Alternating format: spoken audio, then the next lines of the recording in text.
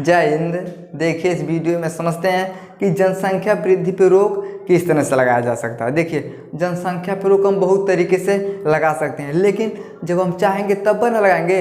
अब दूसरे के कहने पे कोनो बात मनवा नहीं करता है। अगर हम शिक्षित हैं तो हम क्या कर सकते हैं, जनसंख्या वृद्धि पर रोक लगा सकते हैं। देखिए बाबू, जनसंख्या ज़्यादा होने का मतलब होता है कि देश गरीबी में चला जाता है। अब रशिया में देखिएगा 14 करोड़ का आबादी है, अमेरिका में देखिएगा 33 करोड़ का आबादी है। तो वहाँ के लोग क्या है भैया, कम है। तो जब लोग कम रहेंगे तो कम में लोग मरबो करेंगे, लेकिन जिस देश में बहुत ज़्यादा लोग रहेंगे वहाँ ज़्यादा लोग मरेंगे भी। हमारे यहाँ भारत में देखिएगा ना, चल जाएगा बम्बई में, दिल्ली में, तो पेशाब करने के लिए ससुरा जगह ही नहीं बचल है, गोड़ रखने के लिए सही से जगह नहीं होता, इतना ज़्यादा जनसंख्या हो गया। तो देखिए जो अमेरिका है, रशिया है, वो सब क्या हो गए हैं, तो विकसित देश हो गए हैं। कहाँ हो गए भैया, वहाँ पे कम जनसंख्या है और कम लोग मरबो करते हैं, और वहाँ पे ज़्यादा क्या लोग होते हैं, शिक्षित होते हैं। इसलिए वो देश क्या होता है, आगे होता है। लेकिन जिस देश में बहुत ज़्यादा जनसंख्या हो जाता है वहाँ के लोग क्या होते हैं, गरीब हो जाते हैं। तो हम ये समझते हैं कि जनसंख्या पे नियंत्रण हम किस तरह से कर सकते हैं। चलिए ध्यान समझिए। देखिए पहला होता है बच्चे के जन्म के बीच का दूरी। देखिए अनचाहे संतान को रोका जाए, बच्चे के जन्म समय को बढ़ाया जाए और गर्भपात को कानूनी रूप दे दिया जाए। ये समझिए, मान लीजिए अनचाहे संतान को रोकने का मतलब क्या है भैया, कि देखिए कितना लोग हमारे देश में है ना, ससुरा एक लड़का जन्मेगा तो ये दूसरा का नंबर लगा देगा, वो जन्मेगा तो ये तीसरा का नंबर लगा देगा, 18 को 10 को सब लड़का लेके घूमता है। अब कौन होर कपार बत्थे का चांद बोला, ए पापा कपड़ा बत्था था, उसको लेके जाएगा, तब तो कौन होरियन से आएगा, ए पापा करिया दुखाता। तो क्या होता है, चाहे चाहे सब बोलेगा। तो देखिए अनचाहे संतान को रोका जाए, यानी बिना मतलब का कोई जरूरी नहीं है कि बहुत ज़्यादा बच्चा पैदा करना। समझ में गया। देखिए बच्चे के जन्म समय को बढ़ाया जाए। अब देखिएगा ना कितना लोग ऐसा ससुरा हर साल ये बच्चा पैदा करता है, कहता नहीं हमारा हर साल ये रहेगा, बाद में जो होगा देखेंगे। उस समय को बढ़ा दिया जाए 3 साल पे, 4 साल पे। अगर एक बच्चा पैदा होता है ना तो बहुत ज़्यादा पैदा हो सकता है, तो 3 बच्चा। लेकिन जब हर साल ये बच्चा पैदा होगा तो 10 साल में 10 ठो बच्चा पैदा कर देगा। तो उसे क्या किया जाए, उसके बीच की दूरी को बढ़ा दिया जाए, यानी क्या किया जाए, 3 साल पे 4 साल पे गैप करके एक बच्चे को पैदा किया जाए। अगला देखिए गर्भपात को कानूनी रूप दे दिया जाए। अब देखिएगा जब गर्भपात का समय आता है ना तो कितने लोग बहुत डराते हैं, कहते हैं अगर सरकार जान जाएगा तो बड़ा हुकैया करेगा। तो लेकिन अगर इसे कानून में दे दिया जाए कि ठीक है भैया, जो गर्भपात करवाना चाहते हैं सरकार उन्हें कुछ नहीं बोलेगा, तो इस अवस्था में क्या हो सकता है, रुक सकता है। लेकिन इसमें दिक्कत क्या होता है, सरकार कहाँ इस नियम को नहीं देता, वो सोचता है कि ससुरा कितना जान लेगा सब। अब मान लीजिए बच्चा रुक जाएगा, जाके गर्भपात करवा देगा, तो इसलिए सरकार इसका अनुमति नहीं देता है। लेकिन अगर दे दिया जाए तो इसके वजह से भी क्या हो सकता है भैया, तो देखिए बच्चे के जन्म के बीच की दूरी को बढ़ाया जा सकता है। समझ में गया।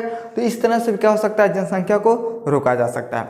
अब देखिए अगला है विवाह के आयु को बढ़ा दिया जाए। देखिए शादी विवाह का आयु जो होता है उसको बढ़ा दिया जाए। कितना कर दिया जाए, देखिए 20 से 25 साल तक कर दिया जाए। इस समय कितना भैया, तो 18 से 21 है। लड़की 18 साल की होनी चाहिए, लड़का 21 साल का होता है। लेकिन अगर उसे बढ़ा दिया जाएगा, 20 साल का लड़की नहीं हो जाएगी, 25 साल का लौंडा, तब शादी होगा ना, तब भी हम क्या कर सकते हैं, रोक सकते हैं। तो ये लोग थोड़ा होशियार रहेंगे तभी रोका जा सकता है। लेकिन इहो सब ससुरा गाँव रहेगा तो हर साल ये बच्चा पैदा करेगा। तो विवाह के अगर दूरी को थोड़ा बढ़ा दिया जाए, ज़्यादा कर दिया जाएगा ना, तब थोड़ा ठीक रहेगा। अब देखिएगा ये सब बात को मनवा नहीं करता। हमारे देहात में इसे पोटा पोछेगी लेकिन नहीं, पोटा पोछेगी और लड़का ससुरा इसे पैंट सरकाए, तब तक पता चलेगा अरे बाप बाप फलानिया का लड़के नहीं, फलाना का लड़कों के साथ भाग गया। कम उम्र में सब भाग जाता है, 15 साल में 16 साल में लोग भाग जाते हैं। अब देखिएगा लड़का सब ध्यान समझिए, जैसे आप किसी लड़की को लेके भागते हैं ना, अगर जिस दिन आप पकड़ी जाएगा ना तो लड़की कहेगी जज के सामने, हे जज साहब ये तो हमको फुसला बहला के लेके भाग गया, अरे हमारी दादी दे दे। जवान लड़की दूसरे के साथ भाग जाती है, वो बहला फुसला के भाग जाती है। अरे बहलाया फुसलाया तो बकलोल को जाता है। अब लड़की बकलोल थोड़ी ना है कि जैसे बुनी बरसेगा भागो भागो भागो भागो भागो, बारिश आएगा तुरंत भाग जाएगी, ऐसा थोड़ी होता है। लड़की आजकल के सब होशियार है, लेकिन वो जब पकड़ी जाती है ना तो कहती है ये तो हमको बहला फुसला के, जैसे ये रोड पे बकरी है, चल रही है, कोनो आई है, थे के काखे में दाब के लेके भाग गई है। तो इस तरह से क्या करती हैं, लड़कियां करती हैं। तो जब पकड़ी जाएगा ना तो क्या होता है, लड़की बोलती है सीधे कि हमको ज़बरदस्ती लेके भाग गया है। तो देखिए जो लड़की आपके लिए बनी है वो परफेक्ट है, लेकिन देखिए जो लव वाला होता है ये ज़्यादा दिन नहीं चलता है। तो शादी विवाह करना क्या होता है, जरूरी होता है। लेकिन रसिया उसे में देखिएगा तो सबसे ज़्यादा लव मैरिज चलता है, लेकिन उसका प्रथा अलग है, हम लोगों का प्रथा अलग है भैया। हम लोगों में क्या होता है, शादी विवाह होता है, इसको मान्यता दिया जाता है। तो अगर शादी विवाह करते हैं तो ये सही होता है, ना कि अब 15 साल में 16 साल में लेके भाग जाएगा और हर साल जब बच्चा पैदा होगा तो देश का पॉपुलेशन बहुत ज़्यादा बढ़ जाएगा, और जब बढ़ जाएगा तो यही दिक्कत होगा। तो देखिए विवाह की आयु को बढ़ा के अगर ज़्यादा कर दिया जाएगा तब भी वृद्धि को रोका जा सकता है। समझ में गया। अब देखिए अगला है सीमित परिवार। देखिए कम परिवार होना चाहिए, बच्चों को शिक्षा देना चाहिए। बड़ा परिवार देश और समाज के लिए हानिकारक हो सकता है। अब देखिएगा जिसके घर पे ना 4 लोग रहेंगे और जिसके घर पे 10 लोग रहेंगे वो तो ससुर 4 लोगों को दबा के घरवा द्वार ले लेगा। तो देखिए एक नियम आया था, हम दो हमारे दो। अब मान लीजिए जो भी शादी किया वो कह रहे माई दादा रहेंगे बेचारा को, तो 2 ठो हो जाएंगे और 2 पति पत्नी मिलकर हो जाएंगे और 2 लड़का, तो पूरा कितने लोग होंगे, 6 लोग। अब 6 लोगों का जो परिवार होगा उससे बोल जाएगा ये सीमित परिवार है। तो सीमित परिवार होना बहुत ज़्यादा जरूरी होता है। अगर सीमित परिवार है तो हमारे देश में क्या होगा भैया, जनसंख्या ज़्यादा नहीं होगा। लेकिन कोनो मनवा नहीं करता, कहता तरीके को कमाना खिलाना है, भले भैया न क्या करके खिलाएंगे। क्या होता है, इस तरह से लोग बहुत ज़्यादा पॉपुलेशन को बढ़ा देते हैं। लेकिन अगर परिवार नियोजन के हिसाब से देखा जाए तभी जनसंख्या कम हो सकता है। समझ में गया। अब देखिए अगला है प्रजनन निरोधन। प्रजनन के समय उसको रोक देना। देखिए सभी महिला और सभी पुरुष को गर्भरोधक गोली, पुरुष नसबंदी, नालबंदी ये जानकारी देना जरूरी होता है। देखिए भैया सभी महिला को सभी पुरुष को क्या किया जाए, तो गर्भ निरोधक गोली यानी गर्भरोधक गोली खिला दिया जाए, जिससे कारण महिला बच्चे को जन्म नहीं दे सकती। अब एक चीज़ बताइए, जब गर्भ निरोधक गोली खा लेंगे ना तो जो स्पर्म होगा और अंडा होगा ये एक साथ मिलवा नहीं करेगा, और जब स्पर्म और अंडा एक साथ नहीं मिलेगा तो बच्चा भी नहीं पैदा होगा। तो इसके लिए क्या किया जाना चाहिए, तो गर्भरोधक गोली खिला देना चाहिए। चाहे देखिए पुरुष नसबंदी क्या होता है, पुरुष का नसबंदी करवा दीजिए, महिला में नालबंदी करवा दीजिए। ये सब जानकारी देना सबसे ज़रूरी चीज़ होता है। समझ में आएगा। देखिए प्रजनन को हम क्या कर सकते हैं, रोक सकते हैं। तो पुरुष को और महिला को ये सब बात बताना चाहिए कि आप नसबंदी करवा दीजिए, नालबंदी करवा दीजिए। देखिए इसका मतलब ही नहीं होता है कि आप सेक्स नहीं कर सकते हैं, सेक्स फिर भी कर सकते हैं, लेकिन बच्चे नहीं पैदा होते हैं। तो ये सब करके भी क्या किया जा सकता है, तो पॉपुलेशन को कंट्रोल किया जा सकता है। अब देखिए अगला होता है शिक्षा प्रबंधन। अभी क्या होता है भाई, देखिए सभी व्यक्ति को शिक्षा देना आवश्यक होता है। तो सबसे इम्पोर्टेंट चीज़ होता है कि पढ़ाना लिखना। जौन आदमी गंवा रहेगा उस ससुर को कोनो गम नहीं रहेगा कि हम ब्याह शादी कर लेंगे, इतना बच्चा पैदा करेंगे, तो कहाँ से दवाई कराएंगे, कहाँ से पढ़ाएंगे। वो कहे बात तरीका हम गोबर पाते हैं, हमारे लड़का ईंटा पातेगा। तो उस तरह से लोग जो होते हैं ना वो सब गंवार होते हैं। तो देखिए सबसे ज़रूरी चीज़ होता है कि शिक्षा होना आवश्यक होता है। अगर आपके पास शिक्षा है तो आप इसमें रोक लगा सकते हैं। अब देखिए अगला होता है कानूनी व्यवस्था। कानूनी व्यवस्था का मतलब क्या होता है, देखिए देश के आबादी को नियंत्रण के लिए कठोर कानून बना देना चाहिए। तो ये सबसे ज़रूरी होता है भैया कि अगर देखिए आदमी उसी मनवा नहीं करेगा, लेकिन अगर सरकार एक बार ऐलान कर देगा ना तो सब लोग ज़बरदस्ती मानेंगे, मूड़ी पटकते रह जाएंगे, लेकिन बात को मानना पड़ेगा। अब देखिएगा कोरोना का समय था, लॉकडाउन लगा था, अब जो लोग बात नहीं मान रहे थे ना, पुलिस सब आता था आधे के खूब थूट देता था, तो लोग क्या करते थे, डर के मारे बात को मान जाते थे। उसी तरह से अगर नियम बना दिया जाए कि भैया आपको एक सीमित परिवार रखना है तो सब लोग ये काम करेंगे, लेकिन इस पर कार्रवाई बड़ा कठिन होना चाहिए, तब होता है। देखिए चीन में, थाईलैंड में, स्विट्जरलैंड में जनसंख्या के लिए कानून को बना दिया गया। अगर उसी तरह से हमारे देश में भी अगर देखिए कानून हमारे देश में बना है, लेकिन उस पर ससुर नियम का पालन ज़्यादा ही बने करता है, लेकिन अगर कठोरता से इस पर अगर पालन होने लगा तो सब लोग क्या कर सकते हैं, एक सीमित परिवार बना सकते हैं। तो क्या होता है, कानूनी व्यवस्था भी अगर मजबूत रहेगा तभी पॉपुलेशन पे कंट्रोल किया जा सकता है। अब देखिए अगला होता है परिवार कल्याण कार्यक्रमों को बढ़ावा देना। देखिए सीमित परिवार कार्यक्रमों में रुचि लेना, यानी जितने भी 5 लोग 6 लोग होते हैं उन लोगों को ज़्यादा ये सब समझना चाहिए और सोचना चाहिए, और उन लोगों को ज़्यादा भाग भी लेना चाहिए कि देखो भैया हम लोग 6 लोग हैं, आप भी उतने रहिए, ज़्यादा होइएगा तो देश के लिए बड़ा समस्या हो जाता है। अब देखिए प्रबंधन क्या होता है, देखिए निःशुल्क शिक्षा देना। तो जितने भी अगर गरीब लोग बचते हैं उन लोगों को निःशुल्क शिक्षा यानी पढ़ाई लिखाई में पैसा नहीं लेना चाहिए। देखिए सरकारी नौकरी में प्राथमिकता देना चाहिए कि ठीक है भैया, चाहे गरीब है चाहे अमीर है, उसको भी क्या किया जाएगा, सरकारी नौकरी में प्राथमिकता दिया जाएगा। बच्चों को मुफ्त में इलाज किया जाएगा। अब देखिएगा बहुत ऐसा देश है जहाँ मुफ्त में इलाज होता है। सऊदी में जाके देखिएगा ना, तो वहाँ के जो होते हैं सरकार क्या करेगा, दवाई करेगा, पैसा भी देगा, लेकिन कहाँ देगा, कहाँ की वहाँ जनसंख्या कम है। हमारे देश में देखिएगा एकदम ठूसल है, तो सरकार भैया कितना लोगों को देगा। अब अमेरिका में देखिएगा 33 करोड़ का आबादी है, तो वहाँ पे लोग आसानी से पैसा खर्च करके दवा सरकार दे सकता है। लेकिन जहाँ 135 करोड़ आबादी है तो सरकार कितना पैसा दे देगा। तो सबसे चीज़ जरूरी होता है कि पॉपुलेशन को कंट्रोल करना।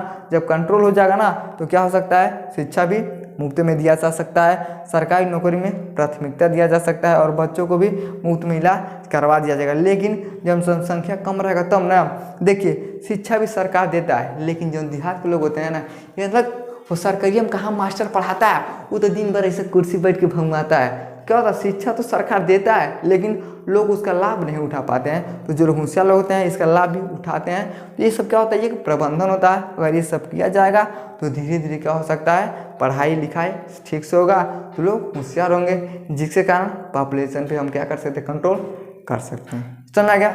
अब इसका स्क्रीनशॉट लीजिए। अब इसके विषय में थोड़ा और आगे हम समझते हैं। चलिए अब समझते हैं परिवार नियोजन विधि के विषय में। देखिए दो तरह से होता है, एक होता है अस्थायी विधि जिसे हम टेम्परेरी बोलते हैं, दूसरा होता है अस्थायी विधि जिसे हम पर्सनल बोलते हैं। टेम्परेरी का मतलब क्या होता है, जैसे है हमारा क्या है भैया, घर है, ये हमारा निजी घर है। तो जब निजी घर होता है उसे हम बोलते हैं ये हमारा पर्सनल घर है। लेकिन जब आप बाहर कमाने के लिए जाइएगा तो जिसके रूम में रहिएगा तो आपका हो जाए टेम्परेरी, यानी ये हमारा घर नहीं है, मन करेगा तो छोड़ के हम चले जाएंगे, तो उसे हम बोलते हैं टेम्परेरी। अब किस तरह से टेम्परेरी में गर्भधारण को रोका जा सकता है उसके विषय में हम जानते हैं। देखिए पहला होता है निरोध। देखिए निरोध का प्रयोग करके क्या किया जा सकता है, तो बच्चों को रोका जा सकता है। देखिए निरोध का मतलब क्या होता है, देखिए कंडोम का प्रयोग करके है, क्या है बाबू, इसे हम बोलते हैं कंडोम। अब देखिए कंडोम कहाँ लगाया जाता है, तो जो पुरुष होता है जब इस शारीरिक संबंध बनाएगा ना तो अपने पेनिस के ऊपर क्या किया जाता है, इस कंडोम को लगा दिया जाता है। जैसे समझिए है क्या हो गया बाबू, मान लीजिए पुरुष का पेनिस हो गया, क्या हो गया, मान लीजिए पुरुष का क्या हो गया, पेनिस।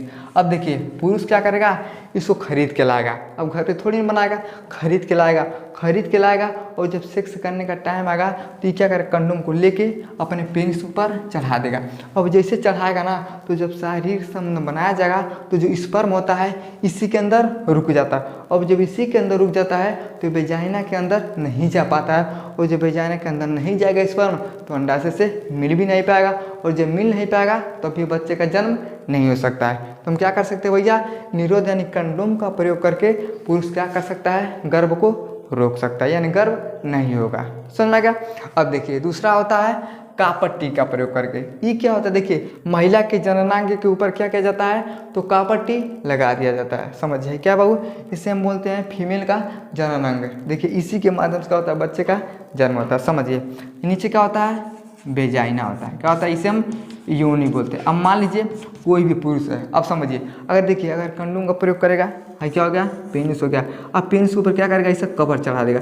अब जब कवर चढ़ा देगा तो इस तरह से क्या होता है, इसी के अंदर रुक जाता है, तभी बच्चा नहीं पैदा होता है। देखिए और जब कापट्टी का प्रयोग किया जाता है ना, तो देखिए अगर है नहीं रहेगा, मान लीजिए कंडोम नहीं रहेगा, अब वो इससे अगर शारीरिक संबंध बनाएगा ना तो वेजाइना के अंदर से क्या जाएगा, स्पर्म जाएगा। तो जो स्पर्म रहेगा बड़ी खुश हो जाएगा, और तेरी के हम तो एकदम भाग रहे हैं। लेकिन जैसे जाएगा ना पकते देखेगा, अरे बाप बाप ई का फैल बा, कापट्टी का प्रयोग हो गया है। देखिए है टी जैसा है इसलिए बोला जाता है कापट्टी। और ये कापट्टी कौन लगाता है, तो डॉक्टर के द्वारा इसे लगाया जाता है। देखिए जैसे स्पर्म जाता है वेजाइना के माध्यम से तो जो कापट्टी होता है अगर वैसा खड़ा होता है, उधर के उसको स्पर्म को ढकेल देता है। अब जैसे ढकेलता है तो स्पर्म बाहर चल जाता है। तो देखिए कापट्टी की मदद से भी क्या किया जा सकता है, कुछ समय के लिए गर्भ को रोका जा सकता है। समझ में गया।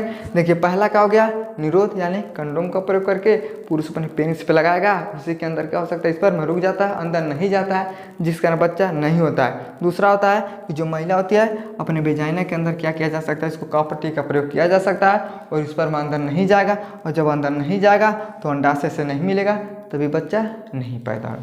समझ में क्या? अब देखिए अगला होता है गर्भरोधक गोली। गोली का मतलब क्या होता है? दवाई। देखिए माला डी, माला एन, गोली प्रतिदिन खा के गर्भ को रोका जा सकता है। देखिए ये दवाई होता है, इनका क्या जाता है? दवाई खिलाया जाता है। अब दवाई कौन खाएगी? तो जो भी महिला होगी ना, ये दवा को माला डी, माला एन नाम को जो दवाई होता है ये प्रत्येक दिन खाएगी। अब जैसे प्रत्येक दिन खाएगी ना, तभी गर्भ नहीं रुकेगा। काहे नहीं रुकेगा भैया? देखिए जो दवाई होता है इसमें प्रोजेस्टेरोन और एस्ट्रोजन हार्मोन्स को मिला के बनाया जाता है ताकि उसका प्रभाव इस पर नहीं होता है। अब जैसे प्रभाव नहीं होता है ना, आप सेक्स करिएगा फिर भी गर्भ में बच्चा नहीं रुकता है, तो क्या किया जा सकता है? गर्भ निरोधक गोली को भी खा के बच्चों को रोका जा सकता है। अब देखिए अगला होता है गर्भरोधक सुई। सुई का मतलब क्या होता है? तो इंजेक्शन। तो देखिएगा जब डॉक्टर के पास जाएगा ना, जब सुई लगाएगा जैसे जैसे भरेगा ऊपर से लड़का सब चिल्लाता है बाप बाप, बड़ा तेज लगाएगा। तो क्या किया जा सकता है? गर्भरोधक सुई आता है, अगर महिला इस सुई को लगवा देती है तभी गर्भ नहीं रुकता। तो ये सब क्या होते हैं? ये सब होता है टेम्परेरी।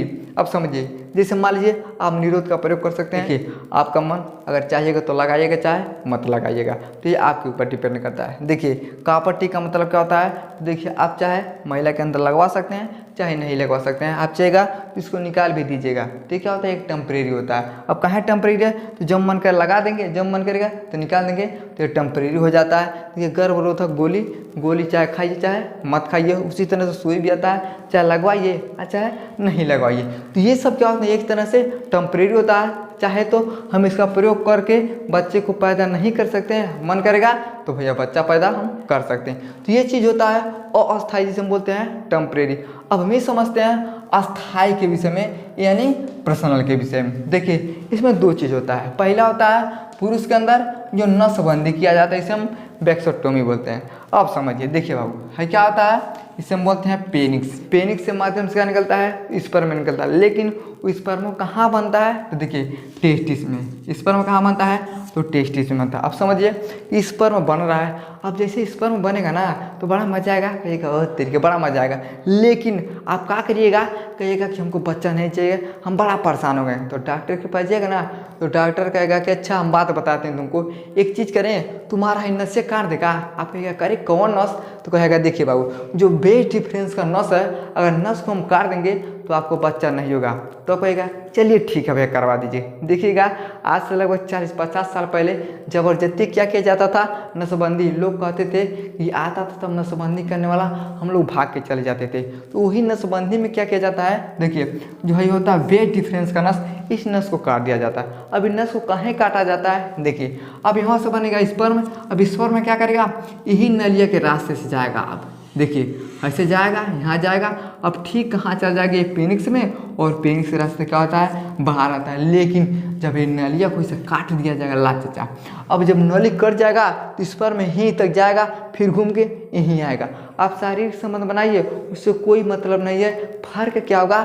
जो आपका स्पर्म जाने वाला रहेगा, स्पर्म आगे जेबा नहीं करेगा। और जब स्पर्म आगे नहीं जाएगा तो क्या होगा भैया? अंडाशय तक नहीं पहुंच पाएगा, और जब अंडाशय तक नहीं पहुंचेगा तभी बच्चा नहीं पैदा होता है। तो देखिए पुरुष क्या कर सकता है? इस नसबंदी को, या नस का मतलब क्या हो गया? नस। बंदी का मतलब चाहे बांध दीजिए चाहे कटवा दीजिए। तो जैसे आप कटवाते हैं चाहे बंधवाते हैं तो क्या होता है भैया? आपका स्पर्म पेनिस तक नहीं आता है, और जब पेनिस तक स्पर्म नहीं जाता है तो आगे भी नहीं जाता है। तो इसे हम बोलते हैं पुरुष नसबंदी। तो ये क्या होता है? ये प्रश्न होता।